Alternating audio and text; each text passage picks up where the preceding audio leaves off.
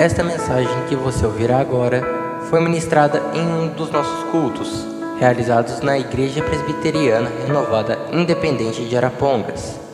Esperamos que você seja edificado através dela. Que Deus abençoe você e a sua família.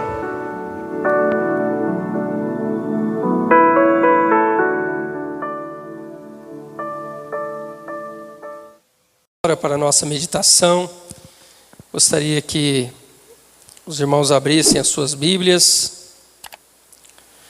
Vamos ler a palavra no Evangelho segundo João, no capítulo 21.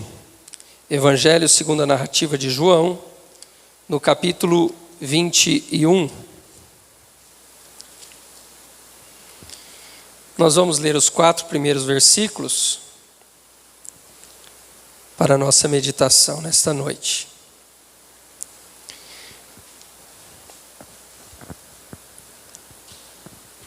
João capítulo 21, versos 1 a 4. Diz assim a palavra do Senhor.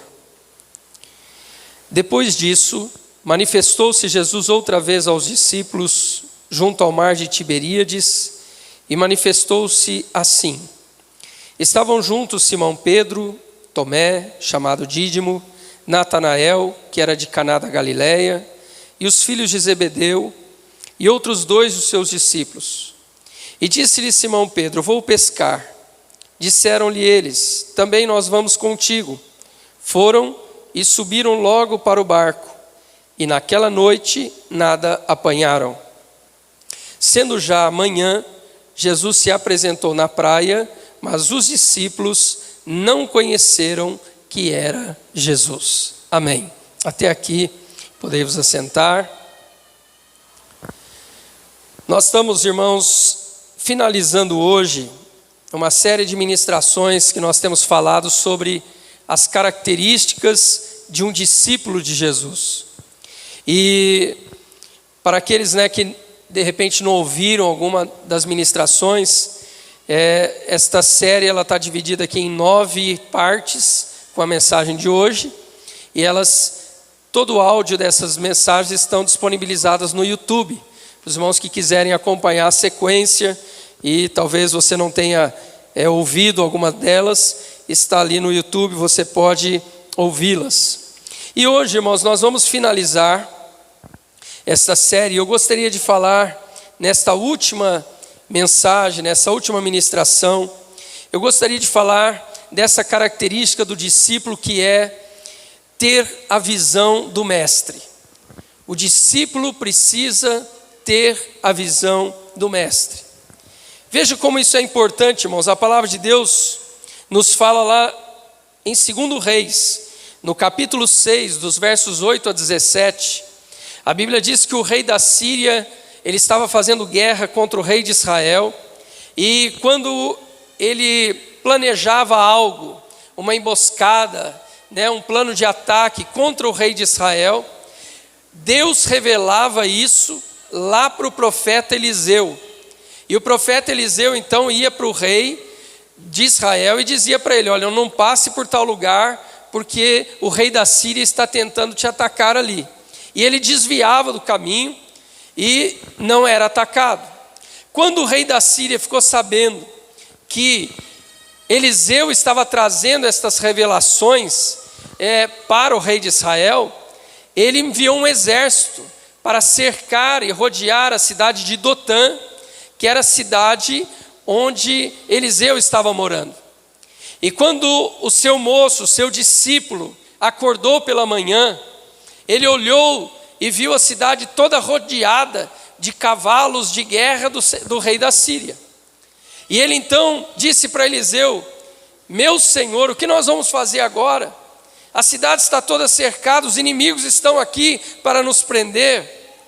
E Eliseu disse para seu discípulo, para o seu moço: não se preocupe, mais são os que estão conosco do que os que estão com eles. E aquele servo de Eliseu não entendeu nada do que ele estava falando, e então Eliseu ora a Deus e pede: Senhor, abra os olhos dele para que ele veja. Então ele teve uma visão, e ele viu cavalos e carros de fogo que estavam ali protegendo ele e o profeta Eliseu. Veja, irmãos, este é um exemplo, né, de um discípulo que ele está tendo uma visão diferente do seu mestre. Enquanto o mestre aqui está tranquilo, enquanto o mestre está calmo, o discípulo está apavorado. Por quê? Porque o discípulo vê o que o mestre não está vendo, ou o discípulo não consegue ver o que o mestre está vendo. Então, quando Eliseu ora a Deus para que abra os olhos daquele servo, daquele discípulo, ele então contempla aquilo que é a visão que o profeta Eliseu estava vendo. Então, irmãos, nós vamos encontrar, né, no Antigo Testamento várias passagens e várias histórias de homens que foram vocacionados e chamados por Deus para uma missão, para um propósito. E esses homens, quando eles foram chamados por Deus, eles receberam a visão de Deus. Eles receberam uma direção de Deus para aquilo que eles teriam que fazer. Quero citar aqui alguns exemplos. Noé, quando Deus chama Noé, ele diz: Noé, construa uma arca, porque eu vou mandar um dilúvio de água sobre a terra, e eu preciso que você construa essa arca, para que esta arca traga proteção para você, para a tua família e para aqueles que estiverem na arca. Irmãos, e Noé, ele recebe nesta visão, ele recebe ali as medidas da arca, ele recebe a visão do material da arca, que tipo de madeira, que tipo de betume, onde deveria ficar a janela, onde deveria ficar a porta, quantos compartimentos teria a arca. Irmãos, e nós vamos ver que Noé, então, ele inicia este projeto e ele começa a construir aquele barco. Irmãos, é claro que durante a construção, muitas pessoas zombaram de Noé por ele estar construindo um barco no meio do deserto. Eles estavam dizendo: este Noé está caduco. Como é que ele vai fazer um barco grande como esse, um navio, no deserto? Mas, irmãos, Noé tinha tido a visão. Noé estava consigo com a visão que Deus havia lhe dado. E ele continua o seu projeto, ele continua a construção, e diz a palavra de Deus que quando Noé terminou de fazer a arca, terminou de construir a arca, Deus enviou o dilúvio sobre a terra. Irmãos, nós vemos também na vida de Abraão, quando Deus o chama e diz: Abraão, sai da tua terra, sai da tua parentela e vai para um lugar que eu vou te mostrar. Irmãos, Abraão sai do meio da terra dos seus parentes, e ele vai então com a sua família para a terra que Deus lhe dirigiria. Ele está indo para uma terra que Deus lhe mostraria, uma terra de promessa, uma terra que Deus havia preparado para ele. E nós vamos ver, irmãos, que Abraão, durante toda a sua vida, ele não perdeu essa visão. Abraão, durante toda a sua vida, ele caminhou com o propósito de chegar neste lugar, o lugar que Deus havia estabelecido para ele. Ele está ali caminhando naquele deserto, ele está caminhando pelas terras de Canaã, mas ele está agarrado na promessa que Deus lhe deu. Nós sabemos da história que o seu sobrinho Ló chegou no meio do caminho, o seu sobrinho Ló se deixou levar, né, pela sua visão de uma terra farta, de uma terra de campos verdejantes, e ele de repente abandona o seu tio, e ele vai para um outro lugar, ele vai para uma outra terra. Por quê? Porque ele estava com a visão diferente da visão que Deus havia dado, diferente da visão que Deus havia estabelecido. Abraão sabia, irmãos, que independente da terra para onde ele fosse, se fosse uma terra produtiva ou se fosse uma terra desértica, pelo fato dele estar obedecendo a Deus, Deus traria provisão, Deus traria suprimento, Deus estaria trazendo para ele suprindo todas as suas necessidades. Irmãos, e quando a gente chega então aqui no Novo Testamento, nós vamos ver Deus se fazendo homem para trazer uma visão também para os seus discípulos. A Bíblia nos diz, irmãos, que quando Jesus nasceu, lá em Mateus, no capítulo 2, dos versos 1 a 3, a Bíblia diz assim: quando Jesus nasceu em Belém da Judéia, vieram os magos do Oriente a Jerusalém e perguntaram: Onde está aquele que é nascido rei dos judeus? Vimos a sua estrela no oriente e viemos adorá-lo. E quando o rei Herodes ouviu isto, ele alarmou-se e com ele toda Jerusalém. Veja, irmãos, o rei Herodes era quem estava reinando naquele tempo.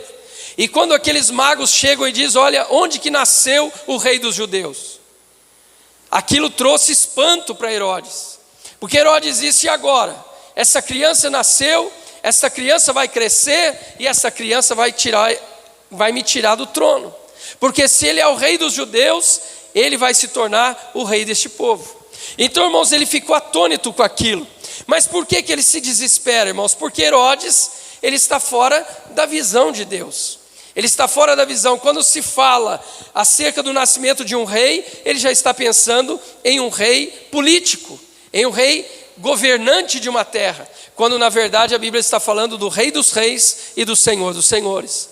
O rei não de um reino terreno, mas o rei de um reino eterno. É isso que a palavra de Deus está falando. Mas Herodes, ele fica apavorado. E depois, irmãos, ali durante o ministério de Jesus, na primeira multiplicação dos pães, após Jesus multiplicar aqueles 5 pães e 2 peixinhos, para que 5.000 homens se alimentassem, a Bíblia diz ali em João capítulo 6, verso 15, que após essa multiplicação, Jesus, sabendo que os homens viriam arrebatá-lo para fazê-lo rei, se retirou para um lugar deserto. Nós vemos, irmãos, que muitos dos homens judeus também não entenderam a visão de Deus. Com a vinda de Cristo, o nascimento de Jesus Cristo, eles pensavam que Jesus havia vindo para reinar politicamente. Eles pensaram que Jesus tinha nascido para que se tornar o rei dos judeus e livrá-los da opressão dos romanos. Eles pensavam que Jesus iria se tornar o rei para libertar eles, desta prisão, dessa sujeição ao governo e ao império romano. Irmãos, finalmente depois Jesus, ele foi levado para ser preso, e quando ele está diante de Pilatos, a pergunta que Pilatos faz a Jesus é: és tu o rei dos judeus? Novamente aqui, irmãos, a visão desses homens estava em um governo terreno. A visão desses homens estava em Jesus se tornar um rei político, um rei de uma monarquia ali, para o povo de Israel. Irmãos, e quando Jesus então recebe esse interrogatório de Pilatos, Jesus vai dizer para Pilatos: Pilatos, pode ficar tranquilo, porque o meu reino não é deste mundo. Meu reino é outro. O meu reino é o reino dos céus.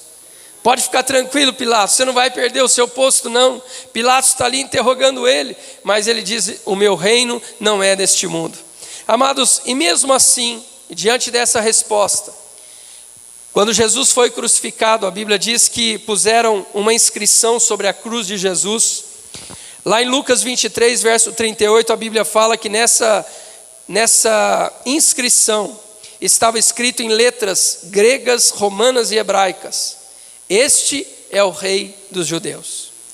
Irmãos, veja que os próprios judeus pediram para que Pilatos tirasse aquela placa. Eles disseram: não, ele não é nosso rei, porque ele não nos libertou de nada. Este homem que veio dizendo ser o rei, na verdade ele é um mentiroso. Eles não criam em Jesus. Por quê? Porque eles não entenderam a visão do mestre. Eles não entenderam, irmãos, a real visão de Jesus e da sua vinda à terra. Mas o que nos surpreende, irmãos, mais do que a esses homens, que eram homens incrédulos, homens que não conheciam a palavra de Deus, por isso eles não tinham a visão. O que nos chama a atenção, irmãos, é que os próprios discípulos de Jesus, eles tiveram dificuldade de compreender a verdadeira visão de Jesus. Nós vamos ver, irmãos, que durante 3 anos de ministério, Jesus ensinou esses discípulos. Mas agora, nós estamos lendo aqui em João capítulo 21, a Bíblia diz depois disso. Depois disso o que a Bíblia está dizendo aqui?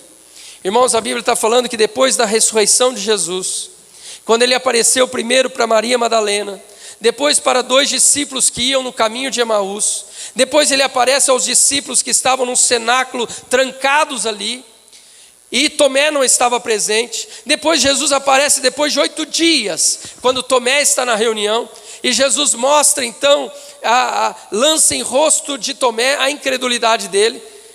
A Bíblia diz então que depois dessas aparições de Jesus aqui, nós vamos ler que Jesus ele aparece para os discípulos no mar da Galileia ou no mar de Tiberíades. E a Bíblia vai contar aqui como que aconteceu esse encontro. E a Bíblia vai dizer que Pedro estava com os demais aqui. A Bíblia cita aqui Tomé, Natanael, Tiago e João, que eram os filhos de Zebedeu. E a Bíblia vai dizer, irmãos, que esses discípulos aqui de Jesus, eles estavam com Pedro e Pedro disse assim: eu vou pescar. E eles disseram: nós vamos com você. Irmãos, depois da crucificação, depois da ressurreição, depois da aparição de Jesus para os discípulos, Pedro, ele está querendo voltar do barco que um dia ele saiu. Os irmãos se lembram que quando Jesus chama os discípulos, a Bíblia diz que Jesus estava ensinando à beira desse mesmo mar da Galileia, e a multidão estava apertando Jesus, e Jesus entrou justamente no barco de Simão Pedro, ensinou a multidão dali. E quando Jesus terminou de ensinar a multidão, Jesus disse: agora vai ao mar alto, vai aonde as águas são profundas. E quando Pedro levou o seu barco lá naquelas águas profundas, Jesus disse para ele: agora lance as redes ao mar. Pedro disse: Senhor, nós trabalhamos a noite inteira e não pescamos nada. Jesus disse: lança as redes. Ele disse: Senhor, pela tua palavra eu vou lançar. E a Bíblia diz, irmãos, que quando Pedro lança as redes, ele e os demais companheiros, aquela rede se enche de tal maneira que eles não estavam conseguindo puxar a rede de volta para o barco. Eles fizeram sinal para os outros amigos dos outros barcos, e eles se aproximaram e quase que encheu os dois barcos, e eles iam a pique. E quando eles voltam para a praia, Jesus diz para Pedro: Pedro, vem após mim, e eu te farei um pescador de homens. A Bíblia diz, irmãos, que na mesma hora, Pedro e André, seu irmão, eles deixaram o barco e seguiram Jesus. Agora, irmãos, que Jesus havia morrido, mas Jesus já havia ressuscitado, Jesus já havia aparecido para eles. Pedro está dizendo: eu vou voltar para o barco. Irmãos, ele não foi fazer uma pescaria só para distrair, não. A Bíblia diz que ele ficou a noite inteira de novo e tentando pescar, e não pescou nada. Quando chegou de manhã, Jesus estava lá na areia da praia. E Jesus então chama eles, diz: olha, vocês têm alguma coisa aí? Não pescamos nada. Jesus diz: joga a rede à direita do barco. E quando eles jogaram, a rede se encheu de peixe. João olhou para Pedro e disse: Pedro, é o Senhor. É o Senhor. Irmãos, e quando eu olho para essa passagem, por isso eu peguei esse texto como uma referência para nós aqui, nesse contexto de mensagem, é que mesmo os discípulos de Jesus, irmãos, a gente vê a dificuldade deles em compreender a visão que Jesus lhes trouxe, a visão que Jesus lhes ensinou. Quando Jesus chamou eles para ser discípulos, irmãos, Deus os chamou com um propósito, Deus os chamou com uma visão. Jesus chamou esses discípulos e disse para eles: olha, vocês vão aprender comigo, vocês vão aprender durante um tempo com as minhas parábolas, com os meus ensinamentos, com os meus milagres, e depois vocês vão seguir adiante. Jesus não disse em momento algum para eles que eles iriam voltar para as antigas atividades, mas por causa desta falta de visão, agora eles estavam voltando, eles estavam retornando de onde eles haviam saído. Eles estavam talvez preocupados, eles disseram: agora Jesus morreu, ressuscitou com o corpo glorificado, Ele vai subir para o céu, e agora nós vamos ficar sozinhos, como é que nós vamos fazer para viver? Como é que nós vamos fazer para nos sustentar? Novamente, irmãos, a visão deles se resumiu a este mundo. A visão deles se resumiu às inquietações deste mundo. Quando Jesus estava ensinando durante todo o seu ministério sobre a necessidade, irmãos, de eles terem uma visão da eternidade. Uma visão da eternidade. Vamos olhar aqui algumas passagens. Em Mateus capítulo 6, nos versos 25 a 33, Jesus diz assim para os discípulos: olha, não andeis ansiosos por coisa alguma. Não andeis ansiosos pela vossa vida quanto ao que haveis de comer, e nem com respeito ao vosso corpo quanto ao que haveis de vestir. E Jesus vai citar, olhem para os pardais, olhem para os lírios do campo, porque o vosso Pai tem cuidado deles, e com vocês não será diferente. Então não andem ansiosos com estas coisas.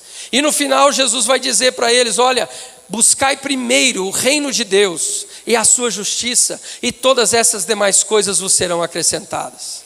Jesus está passando aqui, irmãos, uma visão para os discípulos, de que embora eles estejam no mundo, e este mundo nos traga necessidades, mas Jesus está ensinando que Ele é provedor de todas as coisas. Se nós buscarmos em primeiro lugar o reino de Deus, Ele diz: as demais coisas vos serão acrescentadas. Jesus está dizendo: priorize o reino, priorize aquilo que é eterno, priorize aquilo que é durável, priorize aquilo que Ele perdura por toda a eternidade, porque tudo aqui é passageiro.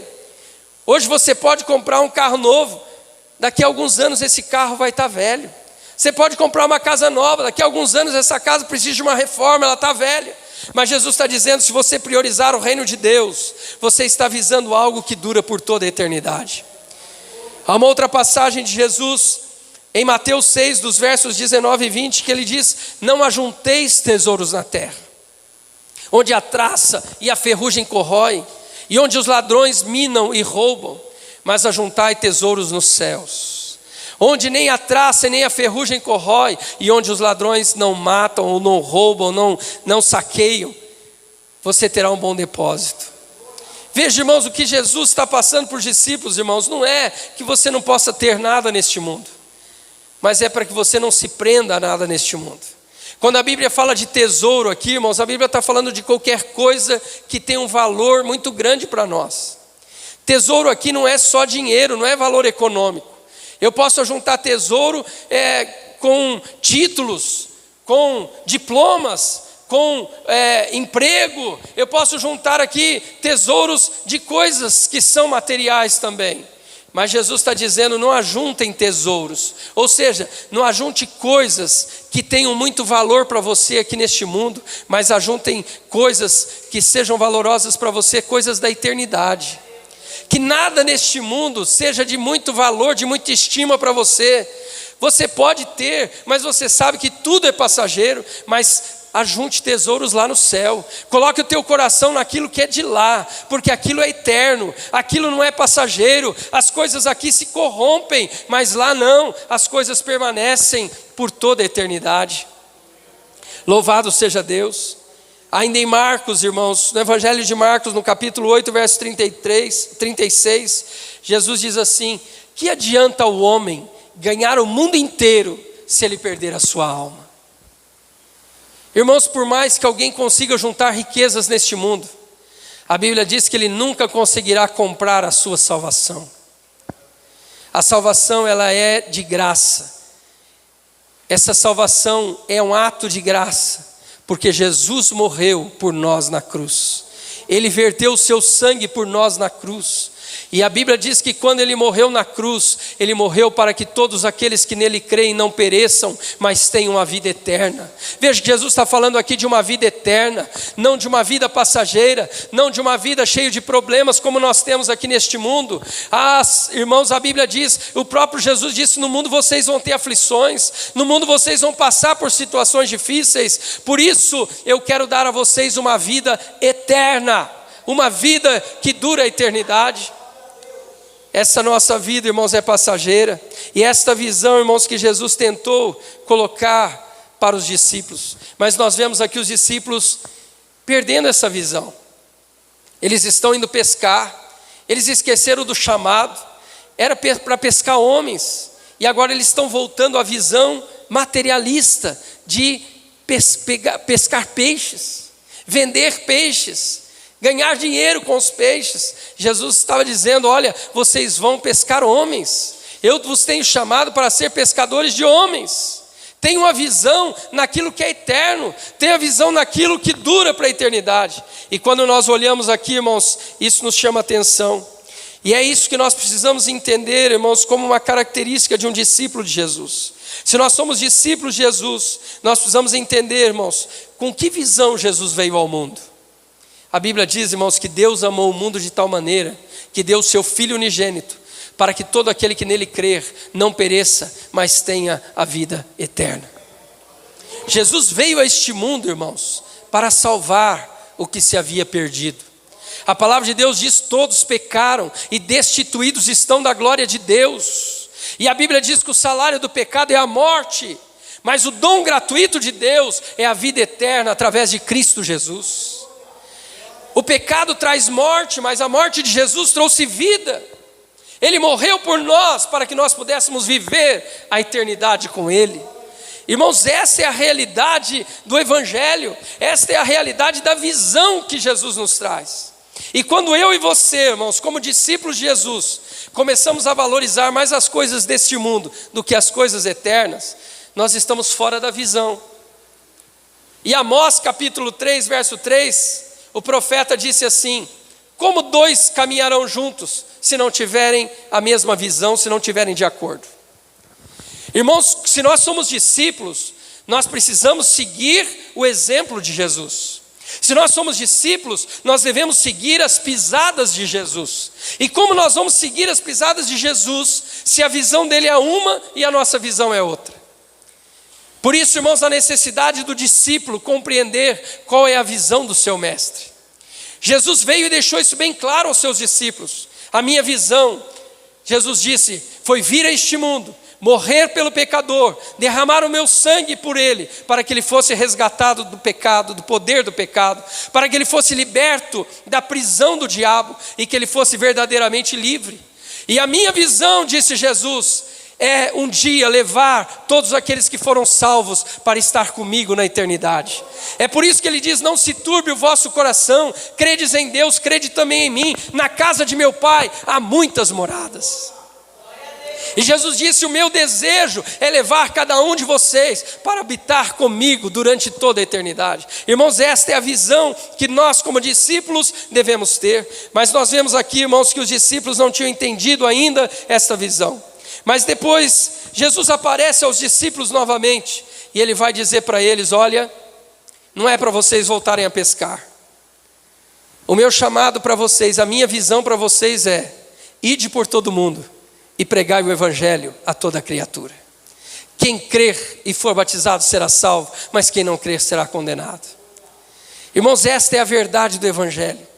E Jesus estava dizendo para os discípulos: essa é a visão que eu tenho para cada um de vocês que são meus discípulos.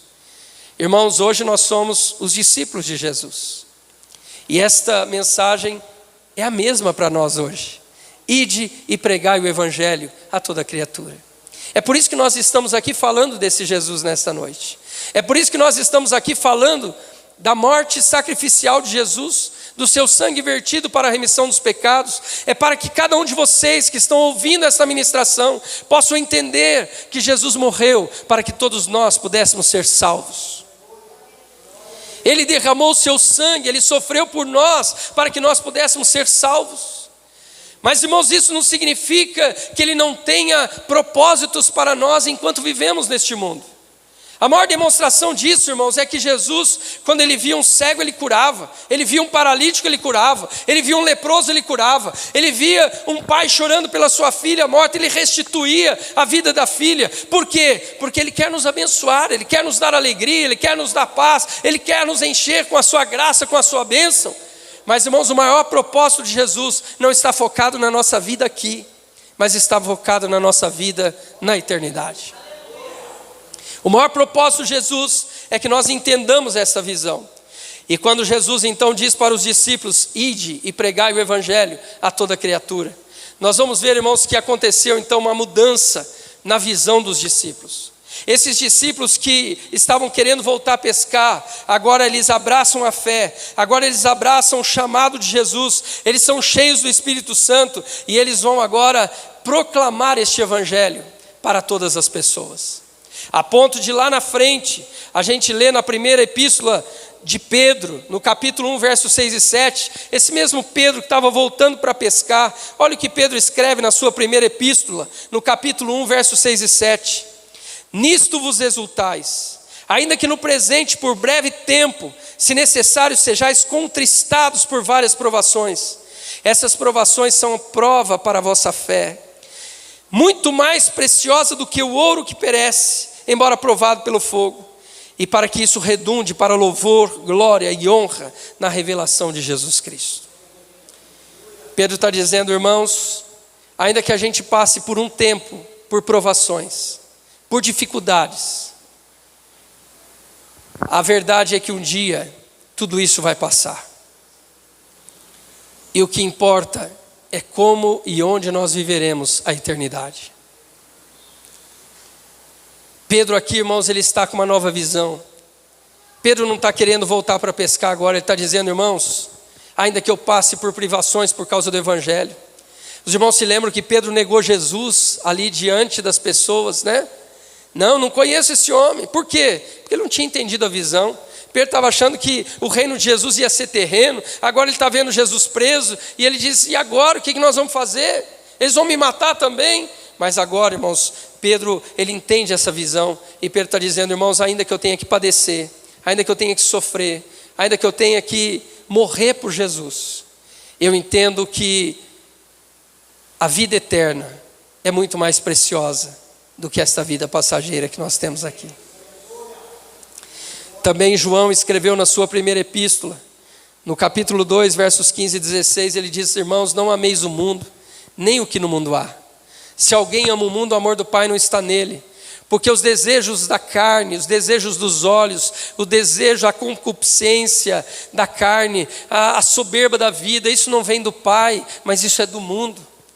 Então João está dizendo, irmãos, a gente não deve se apegar às coisas deste mundo, nós devemos nos apegar a Deus. Nós não devemos amar e desejar as coisas do mundo, porque tudo isso passa, mas aquele que faz a vontade de Deus, ele permanece para sempre. Tudo aquilo que nós conquistamos aqui neste mundo, irmãos, é por pouco tempo. Nós devemos sim ter os nossos sonhos, os nossos objetivos, os nossos projetos de vida, mas isso, irmãos, não deve dominar a nossa vida. Nós devemos ter consciência de que tudo isso é passageiro. O seu sucesso profissional é passageiro. A sua riqueza acumulada é passageira. A Bíblia diz que nós viemos sem nada para este mundo e nós vamos sair daqui sem nada, não podemos levar nada. Tudo que conquistamos aqui neste mundo vai ficar, mas nós vamos passar. E quando nós passarmos, nós teremos uma nova vida, uma vida eterna. Se entregamos a vida para Jesus, se entendemos que somos discípulos de Jesus, nós vamos ter uma vida de alegria na presença de Deus. Amados, eu quero finalizar com o texto do apóstolo Paulo, na sua segunda carta aos Coríntios, no capítulo 4, verso 18, ele diz, portanto nós não atentamos nas coisas que se veem, mas nas que não se veem, porque as coisas que se veem são temporais, mas as que não se veem são eternas. Irmãos, é essa visão que eu e você precisamos ter, se nós somos discípulos de Jesus. As coisas muitas vezes que o nosso olho vê, irmãos, ela nos atrai, porque são coisas às vezes bonitas, nos chamam a atenção, né? Você vê, né, uma casa bonita, isso chama atenção. Você vê um carro bonito, isso chama atenção. Você vê uma roupa bonita, isso chama atenção. Mas tudo isso é temporal, o apóstolo Paulo diz. Agora, aquilo que os nossos olhos carnais não conseguem ver, irmãos, isso é o que perdura pela eternidade. Aquilo que a Bíblia revela para nós, que está nos aguardando, um céu. A Bíblia nos diz que há um céu nos esperando. A Bíblia diz que há uma cidade preparada por Deus nos esperando. Isso os olhos não veem, mas isso dura a eternidade. Então, nesta noite, eu gostaria de finalizar dizendo, irmãos, que eu creio que essa característica que eu deixei por último, talvez dela dependam as outras características que eu disse aqui durante essas mensagens, essas ministrações. Se você não conseguir ter a visão de Jesus, você não vai conseguir renunciar coisas na vida. Se você não conseguir ter a visão de Jesus, você não vai conseguir renunciar pessoas na tua vida. Se você não tiver a visão de Jesus, você não vai conseguir amar as pessoas. Então, a visão de Jesus, irmãos, talvez seja a característica da qual todas as outras depois vão suceder. Mas a visão nós vamos adquirindo, irmãos, através do nosso aprendizado com Jesus. Você é chamado para ser discípulo e você precisa aprender com Ele, para que você tenha a visão dele. Então, a vida não se resume em apenas eu dizer eu aceito Jesus como meu Salvador. Mas a vida ela precisa ser seguida depois da decisão de um caminhar com Jesus, de um crescimento com Jesus, de um aprendizado com Jesus. Então, nesta noite, eu gostaria que os irmãos se colocassem em pé. Nós já estaremos orando. E eu gostaria de orar nesta noite por você. Se alguém aqui conosco nesta noite, que você quer se tornar um discípulo de Jesus. Você quer se tornar esse discípulo de Jesus, que tenha a visão dele, que possa renunciar qualquer coisa por ele, que possa amar ele mais do que todas as coisas, que você possa servir a ele e seguir as pisadas dele. Se alguém nesta noite, que você quer se tornar esse discípulo de Jesus, eu peço para você levantar a sua mão e eu quero estar orando por você. Amém? Louvado seja Deus. Você que quer se tornar esse discípulo, louvado seja Deus. Nós vamos orar por estas vidas que levantaram as suas mãos. Mas eu gostaria também de orar pelos irmãos que você já é um discípulo, mas você, ao longo dessas ministrações, você entende que há características aqui que você não tem conseguido viver, ou características que nós ministramos aqui que você está deficiente nelas, e nesta noite você quer também clamar pela misericórdia de Deus, pela sua vida, e que você esteja pronto a ser um discípulo que tem essas características que nós mencionamos aqui. Que você possa entregar-se totalmente a Deus, que não haja nada que te prenda na sua vida e na sua caminhada. Eu quero orar também por você. Se há irmãos aqui que querem nesta noite apresentar-se diante de Deus e dizer: Senhor, trabalhe em mim essas características de um discípulo. Louvado seja Deus. Isso, levante sua mão. Aleluia, louvado seja o nome do Senhor. Nós estaremos orando por todos vocês nesta hora. Louvado seja Deus. Querido e eterno Pai, nós te louvamos, ó Deus, e te agradecemos, ó Deus amado, por esta oportunidade, Senhor, de estarmos ministrando a tua palavra. Ó Deus, por este privilégio, Senhor, de poder ministrar esta série. Ó Deus amado, e agora, Senhor, neste fechamento, nesse encerramento, Senhor, nós estamos clamando, Jesus. Ó Deus, por estas vidas que levantaram as suas mãos, ó Pai, e estão dizendo: eu quero me tornar um discípulo de Jesus. Eu quero seguir as pisadas de Jesus. Eu quero entregar-me totalmente a Jesus. Eu quero aprender com Jesus. Eu quero viver com Jesus. Eu quero ter intimidade com Jesus. Eu quero experimentar as revelações de Jesus. Ah, Senhor, que estas vidas agora, Senhor, estejam sendo tocadas pelo Teu Espírito Santo. Que o Senhor agora, Senhor, escreva esses nomes no livro da vida do Cordeiro. Ah, Senhor, e que essas vidas tenham agora esta experiência de encontro com o Senhor, e que as suas vidas sejam mudadas, que as suas vidas sejam transformadas, que as suas vidas, Senhor, sejam tocadas pelo Teu Espírito Santo. Eu oro também pela vida de cada um dos irmãos, ó Deus, que tem clamado a Ti nesta noite, pedindo: Senhor, eu quero ter essas características do discípulo, eu quero viver isso na minha vida prática. Senhor, eu não quero apenas conhecer na teoria, mas eu quero viver, ó Deus, essas características. Eu quero viver, Senhor, a disposição de servir ao Senhor com todo o meu coração, com toda a minha força, com todo o meu pensamento, com todo o meu entendimento. Ah, Senhor, que nessa noite o Teu Espírito Santo esteja agindo também na vida desses irmãos, que eles sejam renovados nesta noite na Tua presença, que eles saiam daqui, Senhor,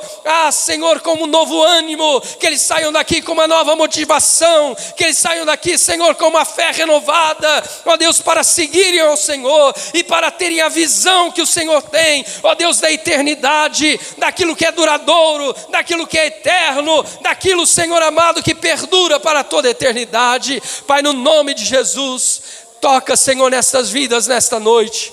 e que esta palavra, Senhor, possa trazer frutificação em cada uma destas vidas. No nome de Jesus nós oramos a Ti e te agradecemos. Amém e amém, Jesus. Amém.